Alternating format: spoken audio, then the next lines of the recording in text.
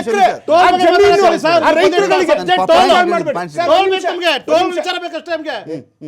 Toll ಬಗ್ಗೆ ಮಾತಾಡಿ.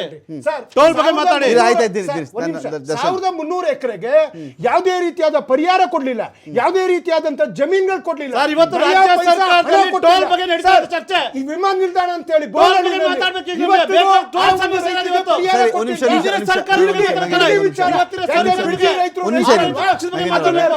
ಗಲಾಟೆ ಆದ್ರೆ ನೋಡಿ, ನಿಮಿಷ ಕೇಳಿಸ್ಕೊಳ್ಳಿ.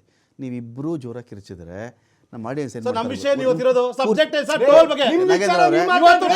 ಮಾತಾಡಕ್ಕೆ ಅಲೋ ಮಾಡಿದ್ರೆ ಮಾತಾಡ್ತೀನಿ. ನಾನು ಹೇಳೋ ವಿಷಯ ಪೂರ್ತಿ ಕೇಳಿಸ್ಕೊಬಿಡಿ, ನನ್ನ ಸೆಂಟೆನ್ಸ್ ಕಂಪ್ಲೀಟ್ ಮಾಡಕ್ಕೆ ಬಿಡಿ. ಇಬ್ಬರು ಜಗಳ ಮಾಡಿ, ನೀವು ನೈಸ್ ಬಗ್ಗೆ ನೀವು ಎಷ್ಟಾದರೂ ಮಾತಾಡಿ, ಇವ್ರು ಹಾಸನ ಅಂತ ಮಾತಾಡ್ತಿದ್ದಾರೆ.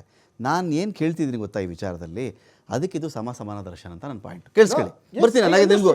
ಈಗ ಬೋನಹಳ್ಳಿ ಲಿಂಗ ಆಯಿತು, ಅದೊಂದು ಕಾರಣ ಇಟ್ಕೊಬಿಡಿ ನೀವು. ಬೋನಹಳ್ಳಿ ಏರ್ಪೋರ್ಟ್ ಕೇಳಿಸ್ಕೊಳ್ಳಿ, ಅದು ನಾನು ಸಮಸ್ಯೆ ಇಲ್ಲ ನಾನು ಹೇಳ್ತಿಲ್ಲ.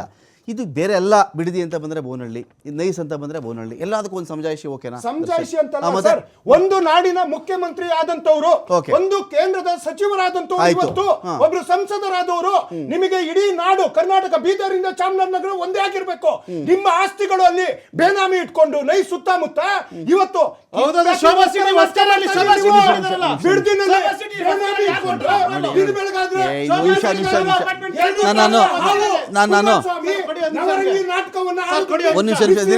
ದಿನೇಶ್